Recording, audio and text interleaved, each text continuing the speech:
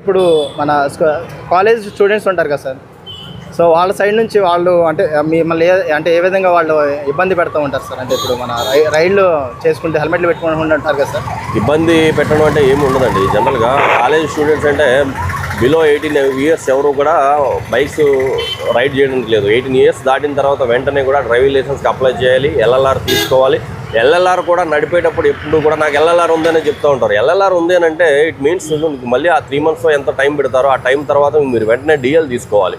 ఈ పీరియడ్లో LLR certificate ఉన్న వాళ్ళు ఈ పీరియడ్లో డ్రైవ్ చేయొచ్చు. బట్ అతని వెనకాల ఖచ్చితంగా ఒక డ్రైవింగ్ లైసెన్స్ ఉన్న పర్సన్, అడల్ట్ పర్సన్ ఖచ్చితంగా వాళ్ళకి సపోర్ట్ ఉండాలి. అలాగే స్టూడెంట్స్కి వచ్చేటప్పటికి వాళ్ళ హెల్మెట్ లేకుండా త్రిబుల్ రైడింగ్ చేసుకుంటా ఓవర్ స్పీడ్ చేసుకుంటా వెళ్తే మాత్రం ఖచ్చితంగా సివియర్ యాక్షన్ ఉంటుంది. మోటార్ వెహికల్ యాక్ట్లో ఉన్న ఏదైతే ఉంటాయో సివియర్ పనిష్మెంట్స్ అన్నీ కూడా వాళ్ళకి ఇదవుతుంది. పనిష్మెంట్స్ పక్కన పెట్టండి, ప్రమాదాలను బారిన పడుతూ ఉంటారు.